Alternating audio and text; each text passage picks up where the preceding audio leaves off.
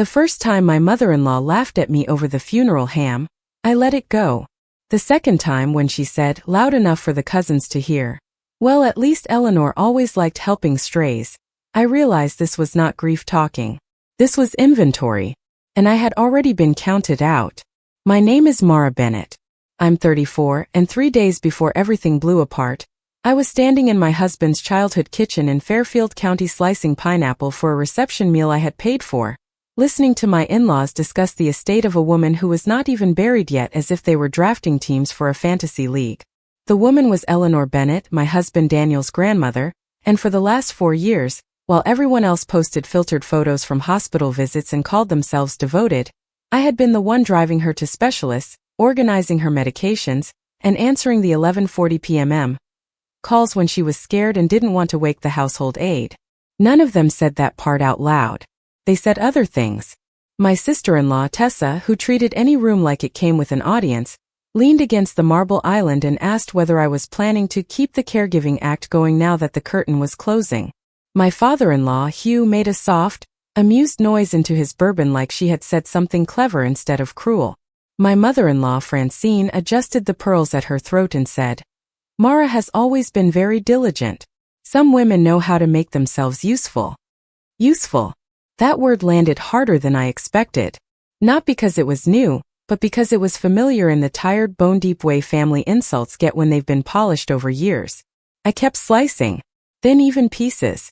My husband was outside with the caterer, dealing with a rental tent emergency in the rain, and I remember thinking with that strange calm that shows up right before anger, that his family only ever said these things when he wasn't in the room. That should have told me everything. The ugly truth is that the funeral weekend didn't create the problem. It exposed it. Eleanor had been the only person in that family who saw me clearly from the beginning. Everyone else saw categories. I was the scholarship girl from New Haven who married into old Connecticut money and still read ingredient labels at their parties. I was the one who brought practical shoes to vineyard weddings and thank you notes to people who preferred wire transfers. Daniel loved that about me. His family treated it like a temporary condition he had married through. At our rehearsal dinner 8 years earlier, Francine introduced me to one of her friends as Mara, our future edition, then laughed and corrected herself with, well, assuming she survives us. At our housewarming, Hugh gave Daniel a bottle of whiskey and gave me a linen apron monogrammed with my initials like I had just been hired below stairs. Tessa once asked in front of 12 people whether my parents felt intimidated coming to the club for the wedding because those places can be a culture shock. I smiled through all of it back then. That was my mistake. People who benefit from your restraint often confuse it with permission. Eleanor never did. She had this dry, elegant way of seeing through people that made liars speak slower around her. The first time Francine called me sweet but socially unfinished, Eleanor waited until dessert, looked over the rim of her teacup and said, interesting. I've always found character more difficult to fake than table manners. Nobody laughed. I loved her for that immediately, and I think they knew it. By the time she got sick for real, the Bennett family had divided themselves into 2 categories, those who performed concern and those who did the work. Daniel helped when he could, and he did help, but he traveled often for litigation. I run a small design firm from home, which made me flexible enough to become convenient. That is how these arrangements always begin. Practical choice. A temporary favor. Then one day you look up and realize you have become the infrastructure of someone else's conscience. What happened next changed everything, but not because of one insult in a kitchen. It changed because later that same afternoon, while I was carrying trays into the dining room and pretending not to hear Tessa speculating about who would get Eleanor's house, I passed the study and heard my name. Not casually. Not kindly. My mother-in-law was inside with Hugh and Tessa, and Francine said very clearly, we need to make sure Mara understands she has no claim here. Eleanor was sentimental, and sentimental women do ridiculous things near the end. I stopped walking. Then Hugh answered in the low, impatient voice he used when money was involved. If Mother put anything strange in writing, Charles will handle it. That's what probate attorneys are for. And then Tessa said the part they never should have said where anyone could hear it. She won't fight it, she said. Mara always folds when the room gets cold. I stood there with a silver tray in my hands, Listening to the family that had smiled at me for years discuss not whether they had underestimated me, but how easily they expected me to disappear. They were wrong. I wish I could tell you I burst into that study and said something devastating on the spot. I didn't. I kept walking, set the trays down in the dining room, and adjusted the silverware with hands that felt steadier than I was. That was the moment I realized something important about Daniel's family. They did not only dislike me, they had built an entire private version of me that made their behavior feel justified. In that version, I was well-meaning, serviceable, emotionally manageable, and permanently outside the real walls of the family. Helpful but removable. Close enough to work, not close enough to count. The humiliating part is that I had helped them believe it. At dinner, Francine complimented the glaze on the ham I had made from Eleanor's old recipe, then told the table that Mara has always been wonderful with instructions. Tessa asked if I would be staying at the house after the funeral or giving immediate family some space. Hugh spent half the meal discussing tax exposure, appraisals, and preserving legacy like he was already chairing a board meeting, instead of sitting under a portrait of the woman whose favorite cardigan still hung over the mudroom chair. Daniel heard enough to go quiet, which was always how I knew he was angry. He wasn't loud like his father or polished like his mother. He got still. Later, while we were stacking dishes in the butler's pantry, he asked, "What happened before dinner?" I looked at him, then at the doorway, then said the sentence that changed the temperature between us. "I heard them talking about me in the study." His jaw tightened immediately. "About what?" I told him exactly. Not embellished. Not softened. Francine saying I had no claim. Hugh saying if Eleanor had put anything strange in writing, the attorney would handle it. Tessa saying I always folded when the room got cold. Daniel stared at me for a second too long. Then he said, "I'm going to talk to them." "No," I said, faster than I expected. "Not yet." That surprised him. Surprised me too. But I already knew why. Because if he confronted them now before anything happened, they would do what people like that always do when caught too early. Deny. Reframe. Tell me I misunderstood tone. Tell him grief was making everyone fragile. Convert contempt into concern with a nice lamp and a soft voice. I had seen that performance before. I wanted facts first. And there was one fact I could not stop thinking about. Eleanor had known exactly who they were. She had known because she was not blind, and because in the final year of her life, when her hands had started to tremble and the stairs became too much, she had said things to me that didn't sound dramatic at the time but returned now with a different shape. Once, while I was helping her sort old papers in the sunroom, she held up a folder and said, "Families become most truthful around illness, weddings, and wills. Watch carefully when one of those arrives." Another time, after Tessa breezed in with expensive flowers and a camera-ready expression and left 23 minutes later, Eleanor muttered, "Some people visit for memory. Some visit for records." I should have seen it sooner. The next morning was the visitation. Black coats. Polished shoes. Casseroles arriving in expensive ceramic dishes no one intended to leave behind. Francine moved through the receiving line like a woman being observed from several angles at once. Hugh shook hands with the solemnity of someone accepting condolences on behalf of a corporation. Tessa cried beautifully, which is not the same thing as crying honestly. And I stood near the framed photographs of Eleanor through the decades, answering questions from neighbors, finding tissues for second cousins, and noticing how many people said some version of, "You were so good to her." Not Daniel. Not Francine. Me. That wasn't even the worst part. About an hour into the visitation, one of Eleanor's oldest friends, a woman named Judith Klein who wore wool coats that probably had their own trust funds, came over, squeezed my hand and said, "I'm glad you're here, dear." Eleanor worried they'd be ungracious when the time came. I felt something drop cold in my stomach. What time? Judith's expression changed immediately. Small, elegant, and annoyed with herself. "Oh," she said. "Perhaps she didn't tell you." Before I could ask another question, Francine appeared at my elbow with a smile so bright it felt sharpened. "Judith, darling, thank you for coming." Then she turned to me and said, "Mara, could you check whether the florist remembered the extra arrangements for the church?" It was an order disguised as a favor. Classic Francine. I went because there were guests watching, but the question stayed with me all afternoon like a splinter under skin. Worried they'd be ungracious when the time came. Eleanor hadn't just anticipated bad behavior. She had anticipated an event. And if Judith knew it, then someone else definitely did too.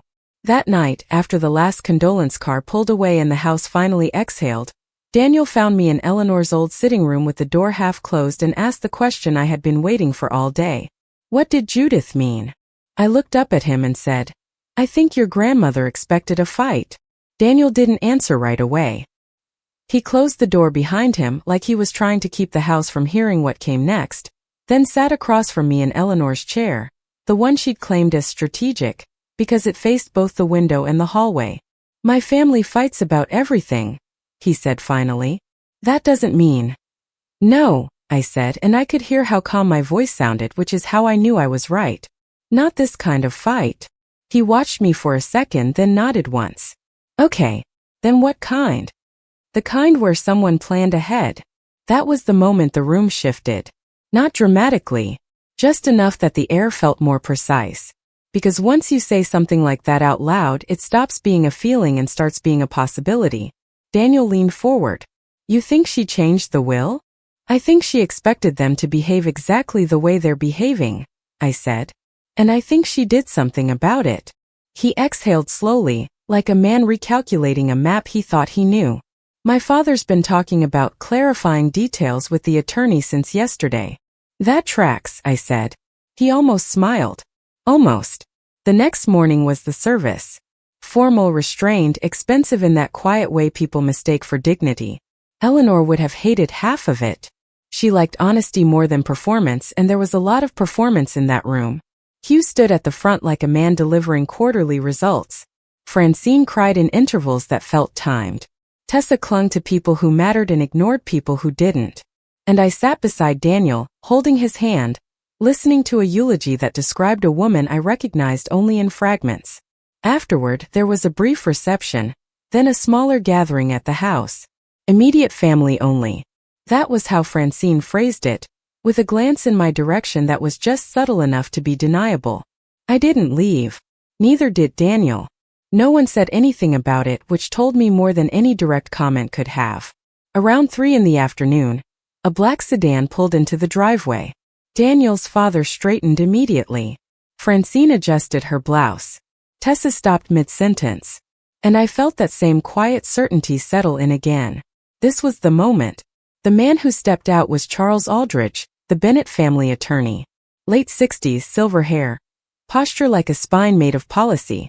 He carried a leather portfolio and the kind of neutrality that only comes from years of watching families fall apart over signatures. We all moved into the study. Of course we did. Same room. Same chairs. Same people who had spoken about me like I was a footnote less than 48 hours earlier. Only now, there was a table between us and a man who dealt in facts. Charles didn't sit immediately. He closed the door, placed his portfolio down, and looked at each of us in turn like he was confirming identities against a list he already knew by heart. Thank you for gathering, he said. Eleanor asked that I read certain documents in person. Not the will. Documents. Hugh gave a short nod. Let's proceed. Charles opened the portfolio with careful, unhurried movements. Before I begin, I want to clarify something. Mrs. Bennett made several revisions over the past 18 months. The final version was executed 6 weeks ago. I didn't understand it yet, but something in that sentence tightened the entire room. 6 weeks ago. That wasn't a distant decision made in decline. That was recent. Deliberate. A choice made when Eleanor knew exactly who everyone was. Charles continued. There are 2 components. The primary will, and a supplemental letter to be read aloud. Tessa shifted in her seat. A letter. Yes, he said simply. Hugh leaned forward. We can review that privately afterward. Charles looked at him, not unkindly, but without movement. No. Eleanor's instructions were explicit. It is to be read in full in this room to all present. Silence. Then came the part they never saw coming. Charles reached into the portfolio and removed a single sealed envelope. Cream paper. Eleanor's handwriting on the front. I recognized it immediately. Clean, slightly slanted, impossible to fake if you knew what you were looking at. He broke the seal. And that's when the room changed. Charles unfolded the letter with the same care he'd used for everything else, then adjusted his glasses like he was preparing to read a set of terms nobody in the room would be able to renegotiate. "This is a personal statement from Eleanor Bennett," he said. "Dated and signed." No one spoke. He began. "To my family, by blood, by marriage, and by truth." That first line landed like a quiet correction. Charles continued, his voice steady, uncolored. "If you are hearing this, then I am no longer available to mediate your behavior with polite silence. That is, perhaps, the only relief I allow myself in writing this." Tessa shifted again. Hugh's jaw tightened. Francine stared straight ahead, already bracing for tone. "I have spent the last year observing, not imagining, not speculating, observing. Illness has a way of clarifying character. It reveals who shows up for appearances, and who shows up when there is nothing to be gained." There was a pause. Not from Charles but from the room. "I will not pretend that all of you behaved in ways I admire. Some of you treated my care as an inconvenience to be managed. Some treated it as an opportunity to perform concern in curated intervals. And some assumed that my gratitude could be inherited like furniture." Hugh shifted in his chair. "Just slightly. Enough to register. And one of you," Charles read, "was present. Consistently. Quietly. Without spectacle. Without leverage." I didn't move. I didn't look up. But I could feel every eye in the room beginning to reorient. "Mara," the letter said plainly. No title. No qualifier. Just my name. She did not ask what she would receive. She asked what I needed. She did not calculate hours. She gave them. She did not manage my decline as a social obligation. She treated it as a human one. Tessa let out a small disbelieving breath. Francine's fingers tightened in her lap. Charles kept reading. "To the rest of you, I am aware of the private conversations. Houses have thin walls when people forget that respect is not a performance reserved for public rooms." That hit hard, because now it wasn't just about gratitude. It was about exposure. "I have heard assumptions regarding what will happen after I am gone. I have heard calculations. I have heard dismissals of those you consider temporary." No one looked at me now. They didn't need to. "I will make this simple." Charles turned the page. "My primary residence, including all contents, is left in full to Mara Bennett." The silence that followed wasn't immediate. It was delayed, like the room needed a second to process the words before it understood what they meant. Then it hit all at once. Tessa actually laughed. A sharp, reflexive sound. "That's not, there must be." Hugh stood up. "That is not consistent with prior." Francine didn't speak at all. She just stared at Charles like if she held the look long enough, the words would rearrange themselves into something more acceptable. Charles didn't stop. "In addition," he continued, "Mara Bennett is named executor of the estate, with full discretion over the distribution of remaining assets as outlined in the accompanying legal document." That was the part that broke them. Not the house. Control. Hugh's voice came out tight. "This is highly irregular." Charles finally looked up from the paper. "No, it is highly intentional." Tessa stood now, pacing once like she needed motion to process humiliation. She manipulated her. This is exactly what I said would happen." She inserted herself. "I spoke for the first time. Carefully," I said. "Not loud. Not angry. Just precise." That stopped her. Because tone matters more than volume when people are already off balance. Charles resumed. "There is one final condition." Of course there was. Eleanor hadn't been subtle. She had been thorough. "The estate will be distributed according to Mara's discretion only after a period of 90 days. During that time, any attempt to contest the will, interfere with the executor, or publicly dispute these terms will result in the immediate forfeiture of any individual's remaining inheritance." No one moved. "Furthermore," Charles added, "a record of communications and conduct during this period may be considered in determining final allocations." There it was. Documentation. Behavior. Receipts. Eleanor hadn't just shifted the outcome. She had structured the consequences. The same people who had spent years managing appearances were now being measured by them. And they knew it. Tessa sat down slowly, like her knees didn't fully trust the floor anymore. Hugh's hands were flat on the table, but he wasn't speaking. Francine finally looked at me. Really looked. Not as an accessory. Not as a temporary condition. As the person holding the room. And I realized something in that exact second. They weren't angry because I had taken something from them. They were angry because they had revealed themselves before they knew the rules had changed. And now they couldn't take it back. No one spoke for a long 5 seconds after Charles finished. It wasn't shock anymore. It was recalculation. You could almost hear it happening. Positions shifting. Narratives rewriting themselves in real time. Hugh was the first to try. He sat down slowly, clasped his hands like a man stepping into a negotiation and said, "Mara, I think we should take a moment before anyone overreacts." Overreacts. That word told me everything. Because nothing in that room had been reactive except them. I didn't answer immediately. I let the silence sit just long enough to make it clear I wasn't rushing to fill it for their comfort. Then I said, "You're right.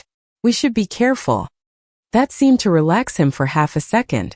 Then I added, "That's exactly why Eleanor structured it this way." Tessa made a sharp sound under her breath. "This is unbelievable." "No," I said, still calm. "It's documented." That was the first small shift. Not emotional. Not dramatic. Structural. Hugh turned to Charles. "We'll be reviewing this with our own counsel." Charles didn't even blink. "You're welcome to seek advice."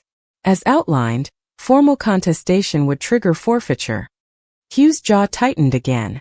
He wasn't used to boundaries that didn't move when pressed. Francine finally found her voice, soft and measured like she was stepping onto fragile ground. "Mara, sweetheart, I think your grandmother may have been confused near the end." There it was. The pivot. Discredit the source when you can't control the outcome. I looked at her. Really looked this time. 6 weeks ago? I asked. When she was correcting your caterer about linen weights and reminding Daniel of a case citation he forgot? That landed. Because it was true. And truth, when it's specific, is very hard to argue with. Tessa crossed her arms. "You're enjoying this." "No," I said. "I'm understanding it." That was the difference. They were still treating this like a moment. I was already treating it like a system. Hugh leaned forward again. "Let's be reasonable. Regardless of what this document says, we are still family. These decisions should be collaborative." Collaborative. I almost admired the speed of the rebrand. From dismissal to negotiation to inclusion. All in under 3 minutes. "I agree," I said. All 3 of them looked at me. Hope is a very revealing emotion. Then I continued. Which is why Eleanor gave me 90 days. That hope disappeared just as quickly as it came. Because they understood what that meant. Time. Observation. Consequences. Tessa stood again, but this time she didn't pace. She just stared at me. "So what, you're going to sit there and judge us now?" I held her gaze. "No. I'm going to watch." That was the second shift. And it hit harder than anything loud ever could. Because people like that are very comfortable performing for control. They are much less comfortable performing under evaluation. Francine tried one more time, softer now. "Mara, we've always welcomed you." I didn't react to the word welcomed. I just said, "You've always managed me." Silence. Again. Heavier this time. Hugh stood up, clearly done with the room now that it wasn't behaving the way he expected. "This conversation is not productive." "No," I said. "It's just not predictable anymore." That was the moment it fully settled in. For them. For me. For the room. The structure had changed. Not emotionally. Not temporarily. Permanently. Because for the first time, the rules weren't being enforced by guilt, pressure, or expectation. They were being enforced by design. And Eleanor had made sure of that. Charles closed his folder and stood. "If there are no further questions, I'll be in touch regarding next steps." There were 100 questions. No one asked them. Because every single one came with risk now. And they knew it. After he left, the room didn't explode. It unraveled. Quietly. Tessa stopped speaking altogether, which I suspect was a first. Hugh moved to the window like distance might help him reassemble control. Francine sat very still, like movement might expose something she hadn't decided how to hide yet. Daniel walked over to me. Not urgently. Not dramatically. Just intentionally. He looked at me for a second and said, "You okay?" I nodded. "Yeah." Then after a beat I added, "Are you?" He exhaled once. "I think my grandmother just rewrote my entire family." That was exactly what had happened. Not loudly. Not chaotically. Precisely. And the aftermath? That was where it got even more interesting. The first 48 hours after the reading were almost polite. That was the strangest part. No shouting. No dramatic confrontations. No public scenes. Just a quiet, careful version of everyone that felt less like grief and more like surveillance. Hugh stopped giving instructions and started asking questions that sounded like suggestions. Francine's tone softened into something almost maternal, but only in short, controlled bursts, like she was testing how it would land. Tessa, who had built her entire personality around being the loudest voice in the room, became selectively silent. It would have been convincing if I hadn't already heard the steady conversation. If I hadn't already seen what they sounded like when they thought I didn't matter. That was the problem for them. Not the will. Memory. Because once you hear the unfiltered version of someone, the edited version stops working. The third day, Hugh asked if we could sit down and discuss practicalities. Of course he did. We met in the same study. Same table. Same chairs. But it felt like a different room.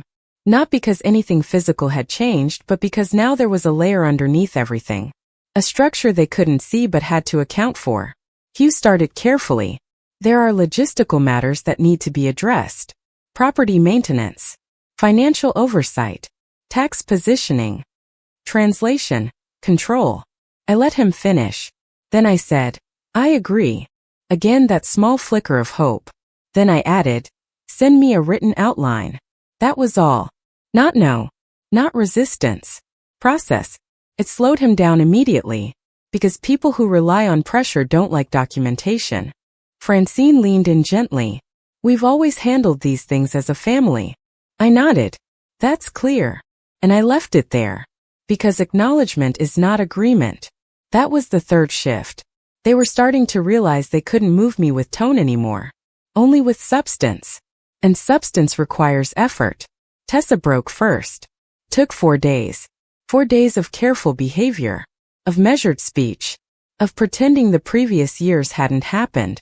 Then at dinner, when Hugh suggested we revisit the house arrangement down the line, she snapped. "This is insane," she said, pushing her chair back. "We're all just pretending this makes sense? She gets everything because she played nurse for a year?" There it was. The script. Finally unscripted again. I didn't raise my voice. I didn't react emotionally. I just asked, "Is that what you think happened?" She laughed. "Isn't it?" And that was the moment I realized something important. She wasn't being cruel. She was being consistent. Because in her version of reality, care only had value if it came with leverage. And since mine didn't, at least not visibly, she assumed it didn't count. Hugh tried to intervene. "Tessa." But it was too late. Because once someone says the quiet part out loud, you don't need to argue with them. You just need to let them finish. I said, "Do you want to keep going?" She hesitated. Just for a second. Because now there was something different in the room. Risk. Not social risk. Structural risk. Francine spoke quickly, trying to recover it. "Emotions are high." "No," I said gently. "This is useful." And I meant it. Because Eleanor had been very specific. Behavior mattered. Documentation mattered. And this was both. Tessa sat back down slowly, but the damage was already done. Not to me. To her. Because for the first time, her words weren't disappearing into a family system that absorbed them. They were landing in a framework that recorded them, measured them, and would eventually assign consequences. Dinner ended early. Not dramatically. Just unfinished. That night, Daniel found me on the back patio, sitting under a blanket Eleanor used to keep folded by the door. "You didn't even react," he said. I looked out at the yard. "I didn't need to." He nodded slowly. "They don't know how to deal with that." "No," I said. "They don't." Because reaction is part of the system. If you react, they adjust. If you stay still, they expose themselves. That was the real shift. Not power. Visibility. Over the next few weeks it continued. Small things. Patterns. Hugh sent 3 different suggestions that all quietly redirected control back toward him. Francine made 2 attempts to reframe the narrative with extended family, both careful, both incomplete. Tessa alternated between silence and sharp comments when she thought no one was paying attention. I kept everything. Not obsessively, just accurately.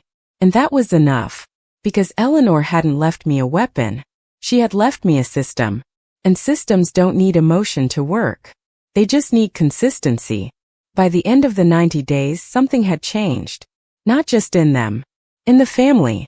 The extended relatives who had watched all of this unfold, carefully, quietly, had started adjusting too. Conversations shifted. Assumptions corrected themselves. The version of me they had inherited from Francine's introduction started to dissolve. Not because I defended myself. Because I didn't need to anymore. The truth had structure now. And structure holds better than stories. When the time came to finalize distributions, I didn't make a speech. I didn't stage a moment. I just made decisions. Fair ones. Clear ones. Documented ones. Hugh received less than he expected. Tessa received enough to reset. Not enough to repeat. Francine received what reflected her actual involvement, not her presentation of it. And no one argued. Not because they agreed. Because they couldn't. That was Eleanor's final design. Not punishment. Alignment. The consequences didn't come from me. They came from who they had shown themselves to be when they thought it didn't matter. And me? I kept the house. Not as a prize. As a reminder of what happens when someone stops managing how they're seen and starts letting people reveal who they are. Because in the end, that was the real inheritance. Not property. Not money. Clarity. And once you have that, you don't give it back.